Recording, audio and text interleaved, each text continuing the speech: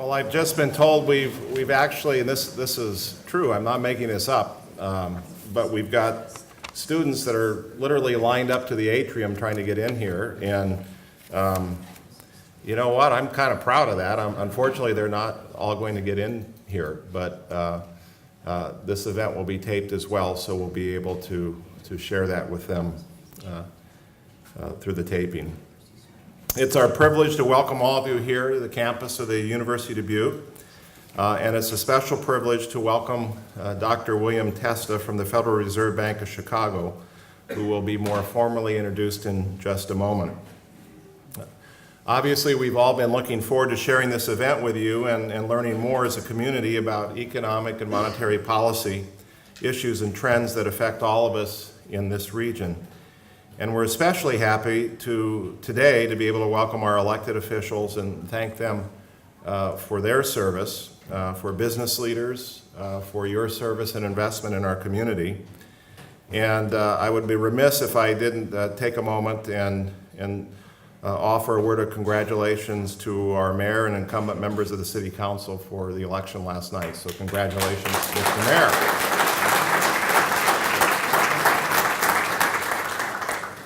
Now I'll just take a moment to lay out the format that we'll be following today. In a moment, Dr. Testa will speak for about 30 minutes, after which we'll have about 15 minutes of discussion from the audience, which will be moderated by Rick Dickinson, President and CEO of the Greater Dubuque Development Corporation. As you know, Rick has been CEO for the last 18 years, and in the process, at least from what I've observed, he's become pretty darn good at moderating a lot of different things. And so we're fortunate to have him in this capacity today. All of us here owe Rick and his team an enormous debt of gratitude for the great work that GDDC has been doing on our behalf.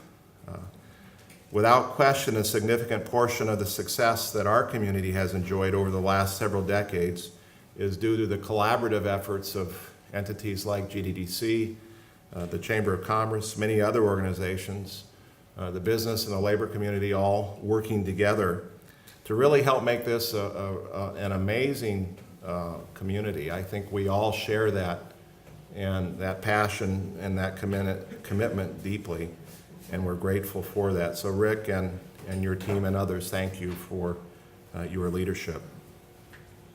Finally, I'd like to introduce to all of you my friend and colleague, Dr. Mark Ward, who is a newer member of our university community, and we'll be introducing Dr. Testa. Mark is Dean of our college and Vice President of our university, and along with his spouse Anna Lee, came to us from Trinity College in Palos Heights, Illinois. Mark holds undergraduate and graduate degrees in business and economics and a PhD in business administration from the University of Illinois in Chicago. Many of you here know Mark, but for those of you who haven't met him, I'm very happy that he's a member of our team and leading our college in what we think is one of the most productive and historic periods of our history. So we're very happy that you're all here. We're happy to share in this time together, and it's my privilege as president to welcome all of you here today. Thank you.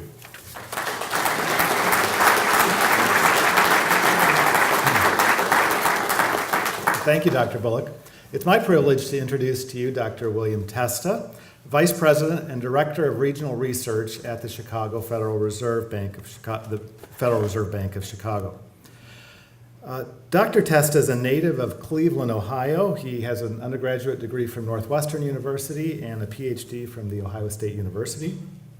Before coming to the Chicago Fed in 1982, he served as a visiting faculty member at Tulane University and a research fellow at the Academy for Contemporary Problems in Columbus, Ohio.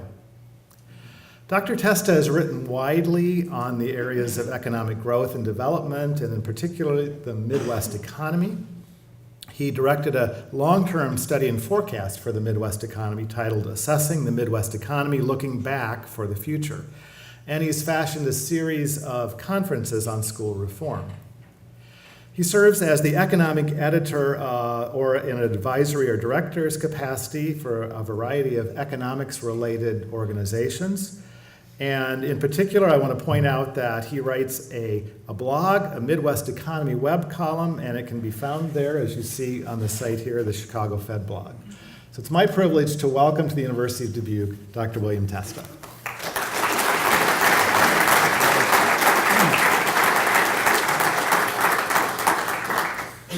Thank you. It's great to be here and to have a chance to meet Dr. Bullard and Provost Ward and Rick Dickinson as well. And I've been asked to talk about a couple topics today, which is what I'll do. One, it'll be the outlook for the U.S. Midwest economy, and I'll dispatch with that in fairly perfunctory fashion, give you the short Cook's tour of what we see going forward and what's going on in the economy. And then also, what I observe as the sort of mega trends of how the world works and what's happening as they might relate to a local place, and considering how they would grow and develop, sort of the features of the economy that I think everyone should understand when they're trying to chart their course in their household, in their business, in their community, and so forth. So this is kind of the world as I see it. I do write this blog, and they've promised me that I never have to change that picture, so can remain young like Dorian Gray, no matter how old I get, hobble along. So let's see how this thing works here. This is a really great tool.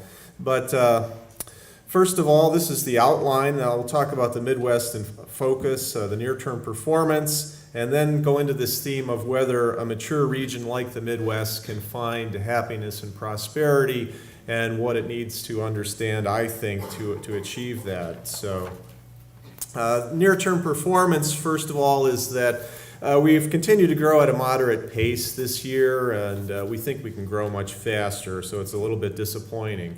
We keep predicting that we can grow faster, and we will grow faster in the coming year. We predicted it in 2010, 11, 12, and something keeps coming along. The latest thing being the government sort of getting in the way and perhaps taking as much as 1.5% out of our predicted 3 to 4% growth this year. Consumer sentiment certainly remains a concern. Consumer sentiment as well as business sentiment went down with all the deliberations over the debt ceiling and sequestration that we just went through and the government shutdown, so that along with the wealth that they lost during the Great Recession, the consumer still isn't back to where they probably could be in terms of spending. Inflation, a lot of warnings about inflation since we embarked at the Fed in expansionary monetary policy. They're just not materializing. Perhaps we're more worried about deflation at this point. We haven't grown up thinking about that as being a concern, but when you get into a situation where prices are going down, it can be quite a spiral downward. No one wants to spend because prices are going to be cheaper next year. Their asset prices are falling, so we kind of are more concerned about that than inflation at this point. Fiscal policy has been restraining growth, but also global headwinds. Europe is perhaps bottoming out at best. It hasn't really begun to grow. Problems there. And China, our arch enemy and competitor, we find when they do falter, it hurts us. We stop selling things that John Deere makes to them, the mining equipment and tools that the rest of the world uses to build their economies slow down, and that spills over to us. And those have been headwinds as well. I'll go into the Midwest and how it's affected us a little bit further along here. But first, the first chart is our U.S. GDP. That's our barometer of total production from all sectors of the economy. It's a geographic concept. No matter who owns the business or factory, if it's within that boundary of the U.S., it's counted as what we produce every year. The red bars are the annualized pace of growth. And you can see that in 2008, 2009, a very severe recession, the greatest one since the Great Depression in the 1930s, overtook us. From peak to trough, output went down 4.3% according to the chart. And to that, you also have to think that we were growing 2% a year as normality. So the lost output is not only that 4.3%, but it's what we should have been growing as well, because the labor force was growing, our know-how was growing. So, 5-6% output gap developed during that recession, and we've had this modest increase in the economy since that. So we haven't closed the gap yet here 4 years later since the Great Recession as we see it. Growing, you can see those bars about to 2% or so, which is our long-term sort of pace of growth, 2.5%. But it's not enough to get back to where we were before. So we have idle resources, unemployment of 7.3% in the nation, and it's a lot higher because people are discouraged. They're not even looking for work. So on a normalized measurement, we might have 9% unemployment and 5 million jobs that we could fill if we could get the pace of the economy growing a little bit more quickly. Just a little bit of history, when we look at recessions that have occurred since 1960 up to the 2001 recession by sector, what the recovery looked like from the point at which we went into the recession 22 quarters later, which is where we are now. You can see by sector how much growth had been historically over that 22 quarters. All of them had been quite robust. Consumer should be up 22%, investment up 23%, exports, imports up. And you can see the red bars is how much we're actually up during this recovery since the fourth quarter of 2007. Very tepid. Investment is down, actually, and that's because of the housing sector. We had an inventory problem there, obviously. We built too much. And perhaps most disappointing, you can see the government sector down. There was some up after the anti-recessionary act, but since then it's been down, actually taking away from aggregate demand and growth. Partly because of the fears that long term we've made too many promises in government, from government that will provide health care and Social Security.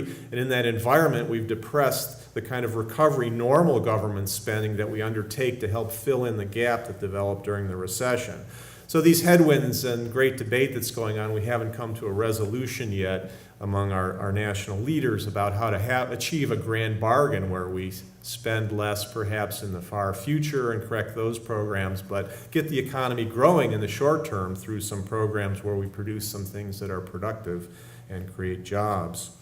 Going forward, the blue bars each month, the blue chip economists throughout the nation talk about what their forecast is. The blue bars are their forecast for 2013. What they forecast in January was 2% growth for the year, and that kind of pretty much went along until we hit the headwinds here going into the fall, and now they're expecting perhaps 1.6%. as the latest number. Next year, like economists do, we don't see anything fundamentally wrong with why the economy shouldn't grow more rapidly. They're predicting the red bars 2.5% growth for next year. The Fed thinks maybe even greater, upwards of 3%, unless we're disappointed again. We get some government headwinds, some disagreements, some great uncertainty, or something else that keeps us from achieving that growth. But the output gap, you can see it's about 5.2% according to our own Congressional Budget Office, and the middle forecast of what we expect growth to be would only close that to 2.8%, the middle line, by the end of 2016. So there's room for growth once again if we can find ways to get it growing. The Fed has been doing heavy lifting. We can only lower interest rates short term to 0%. It's just not defined below that. You can't go below, it's called our lower bound. And at the same time, fiscal policy has been very restrictive, and we've been unable to get the economy growing. Now, the Midwest, just to point out what's happened here, like always, the durable goods sector goes down very steeply. You can see 08-09. This is the industrial production index. And then we had a snapback in the early years of the recovery, as we often do.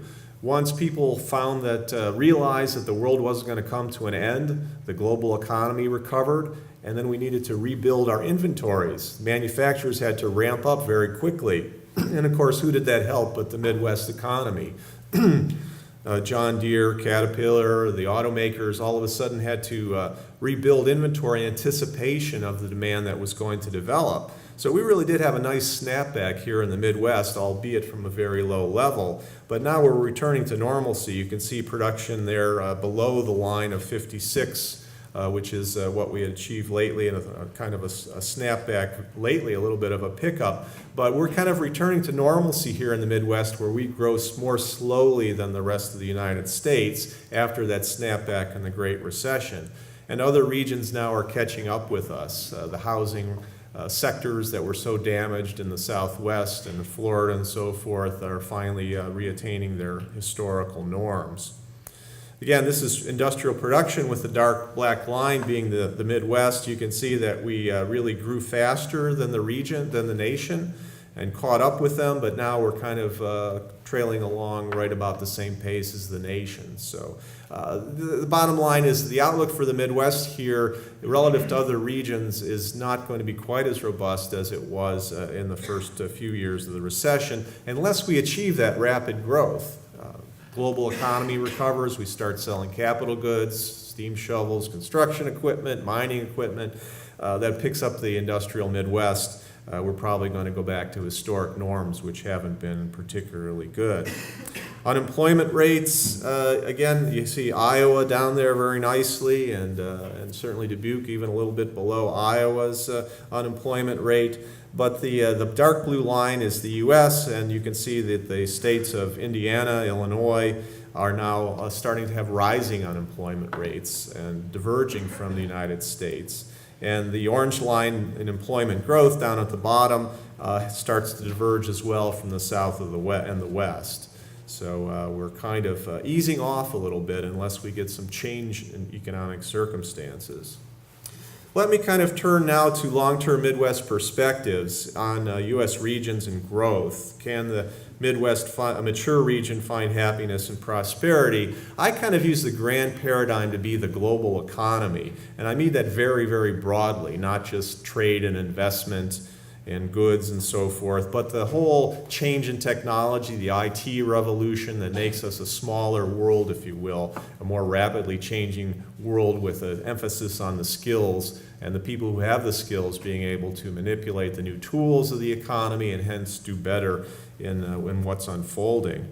So our districts, regions here, you can see that I'll be talking about. On the left, we have the Bureau of Economic Analysis regions. As Mark pointed out to me, Dubuque kind of sits between two regions. They look to Chicago and the Great Lakes region as part of their economy, and that's exactly right. A lot of the ties are there, but a lot of the ties also are westward to the Plains region. So both of these regions are called the Greater Midwest, but Dubuque sits right in the middle. On the right, you see our Chicago Fed districts, and we have all the state of Iowa. So we also straddle these two parts of the Midwest region. In addition, we pick up parts of Wisconsin and Illinois, Indiana, and Michigan. So first, the global economic paradigm. And what I'm trying to show in this chart is that globalization consists of two things. One, we've had more open borders. We signed trade agreements, investment agreements, and all kinds of policies that encourage globalization. But at the same time, technological change is also very, very rapid. Even without any agreements, trade would have been surging because the IT revolution made it easier to trade. You can arrange trade, you can do the logistics, you can track things. The costs of transportation through containerization is much, much lower. Phone calls are virtually free on Skype versus the $50 a minute that they used to be. It's very hard to disentangle technological revolution from actual global trade policy. So both of them have combined to make a world that's what's called by Thomas Friedman very flat, where wages converge, incomes are the same across the world for people of same skills. There's a much higher flow of capital, workers, tourists, immigrants, cultures are becoming homogenized in the same. It's a very flat world, but at the same time it's very spiky. Some places do very, very well in the world, especially those big cities or smaller cities that have concentrations of skilled work and skilled people. In terms of success, it's a very spiky world in that regard, even though it's very flat in terms of not being able to get away from the forces of the marketplace and global trade. One implication of this is what I call U.S. regional well-being and convergence. And this is this is income, these lines of all of the regions that I showed you earlier, the income relative to the U.S. average. If you go back to 1900 or earlier, there were very disparate incomes, very widely diverging incomes per person in the United States. And one glance at this tells you that all regions have kind of converged pretty much to the U.S. average.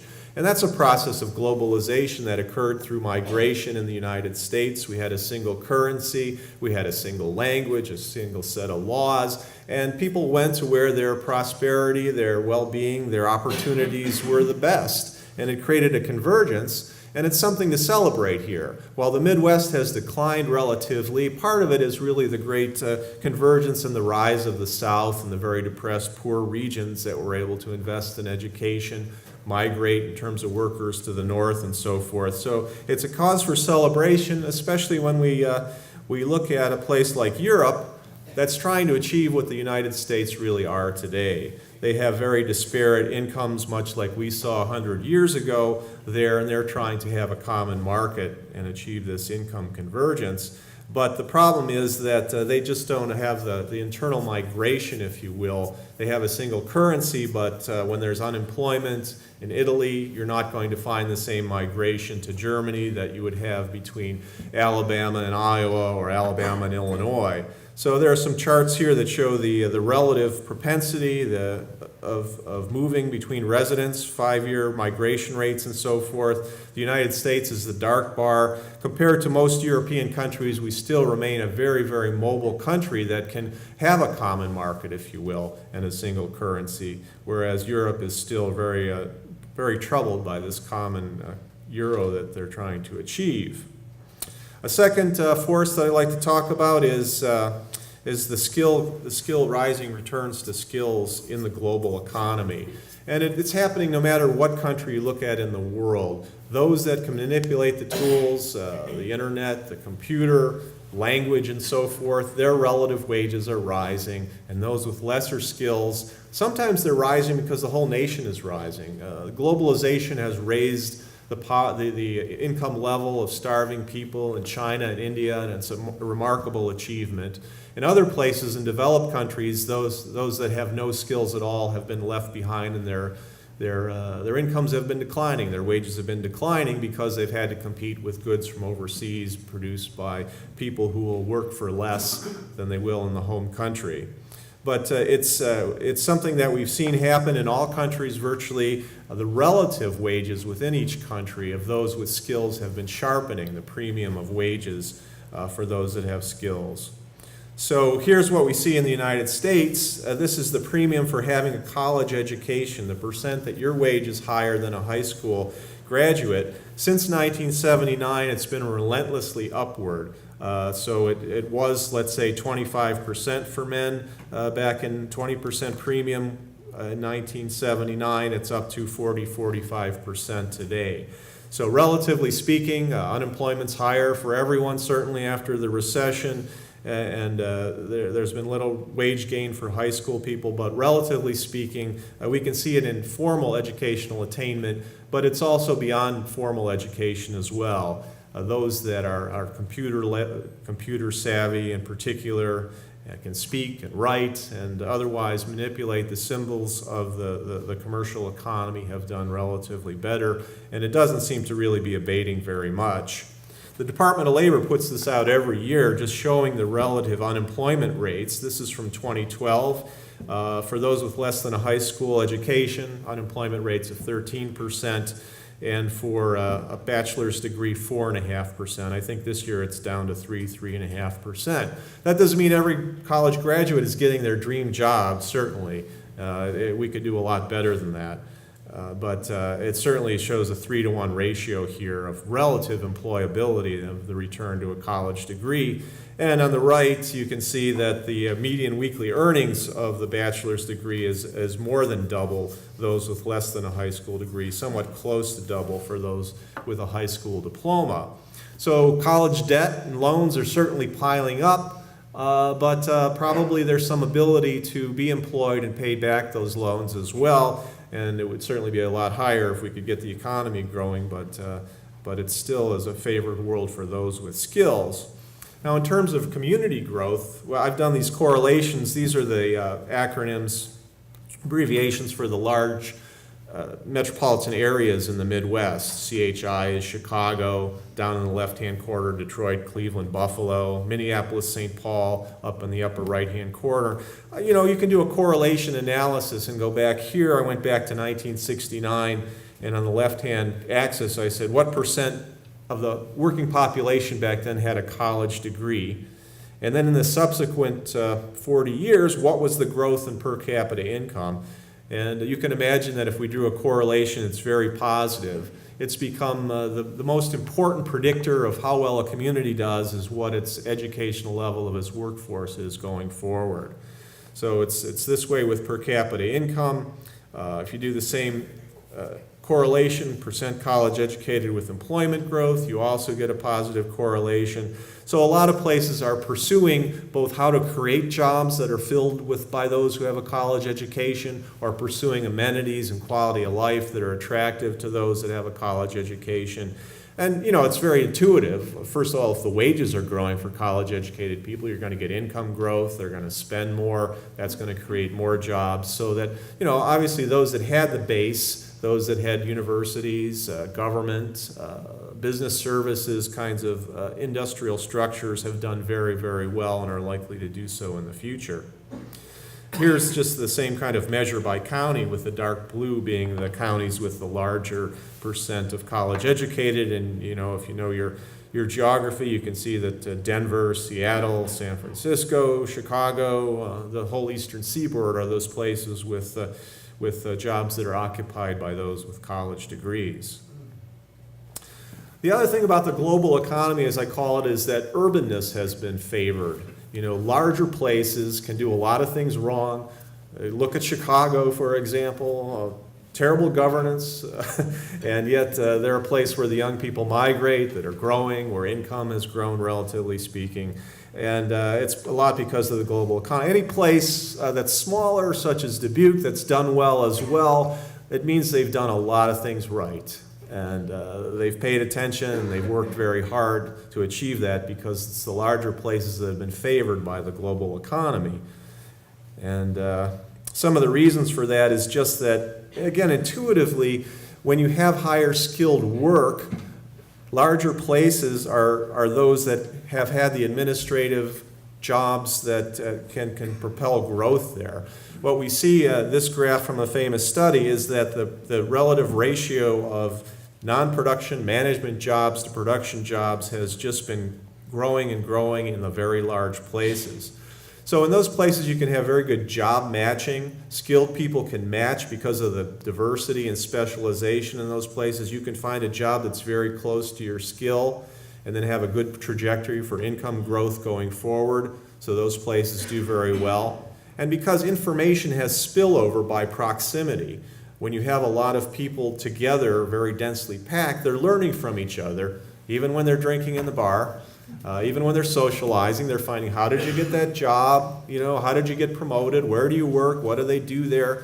There's just a density, a thickness of information that kind of helps those places create even more jobs, with not a lot of heavy lifting and policy making and government and business doing things right. And as the economy in the world has gone in that direction, then it's been more helpful to those kinds of places that already have scale and scope, such as New York City and San Francisco. So I have a couple of graphs in here. I won't go through them, but relative income of non-metropolitan areas has been falling in the United States as a result, and the population share has been falling. We can see the same thing in Indiana and Iowa. The global economy has been favoring large cities.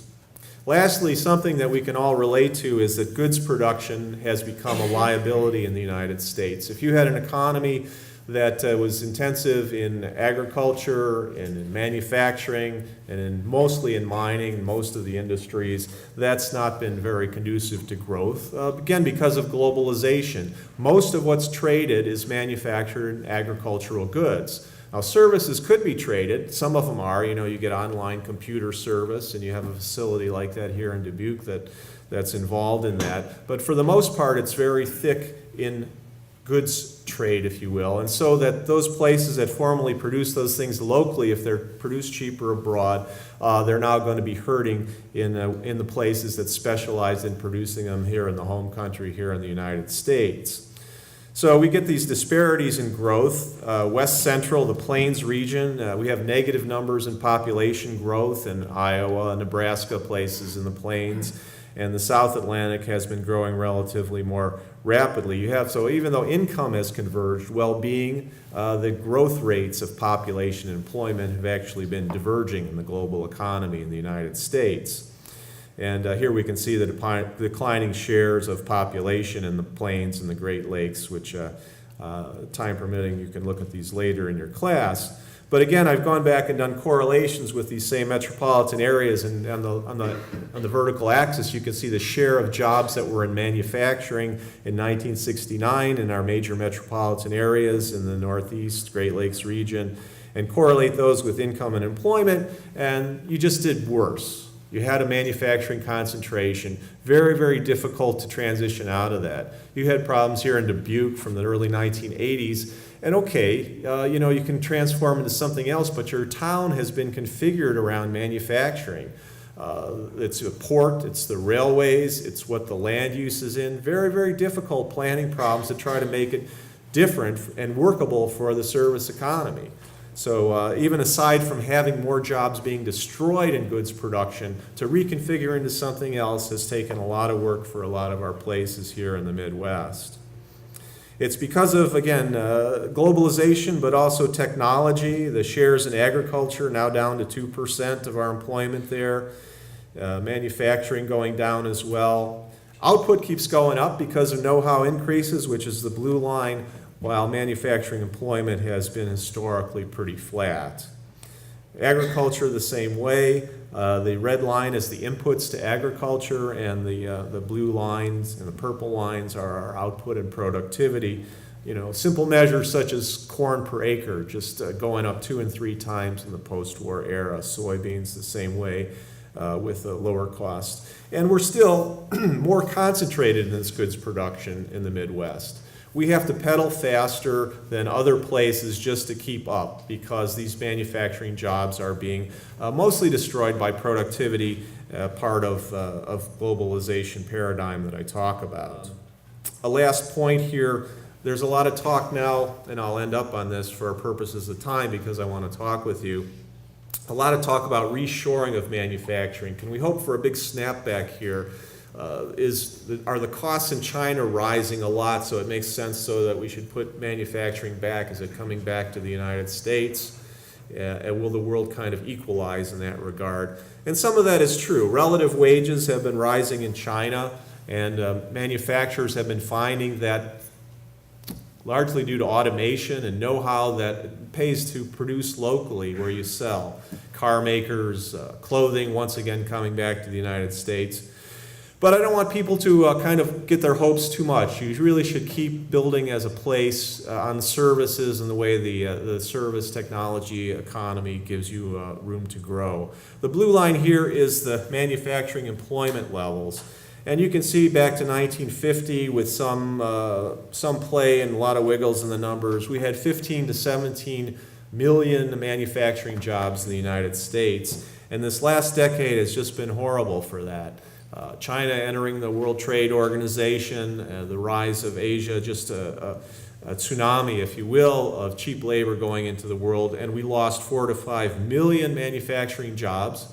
It was hard for the Midwest and a lot of places in the South as well, and textile and furniture industries and so forth. So you ask yourself, is reshoring going to create a lot of jobs? And what you see down here is this little hook at the end where I say, is that reshoring? We've only gained back in this expansion perhaps 15% of those jobs that were lost. So it's a long way to go. Reshoring is important, it's a real phenomenon, but I wouldn't want Midwest places to dance what I call the ghost dance. The ghost dance, if you remember your Indian Native American history in the 1880s and 90s, many of the Native Americans came to believe that if they danced the ghost dance, that all would be well, that they would invoke the spirits of the past, and they would rise once again as a nation. And actually, they were dancing that at Wounded Knee during the unfortunate massacre that occurred there. And I think reshoring is somewhat like that. Manufacturing is important. It's what we do in the Midwest well, and we have to keep investing in it. We have to keep training workforce for it, but we shouldn't think that we don't also have to work on the other side and look to reforming our economy towards several different areas. Business services, technology, recreation, as you've done here in Dubuque. All these other areas we have to be pedaling on that side, as well as keeping and retaining our manufacturing and training for what jobs we will have in the future. So I'm going to let it go at that. I brought too many slides here because I thought we might have more time for the lecture part of it, but I want to hear what's on your mind as well, and if I've provoked some ideas that you'd like to discuss, we can talk about those as well. So let me go on to the conclusion, which is that globalization is biased against goods production and non-global cities. And I talked about this legacy of manufacturing in cities that is so challenging. And places that struggle must both work to sustain these legacy industries, but as well kind of morph and change and shift into the new economy of globalization as well. So let me call it quits there, and we can talk for a while.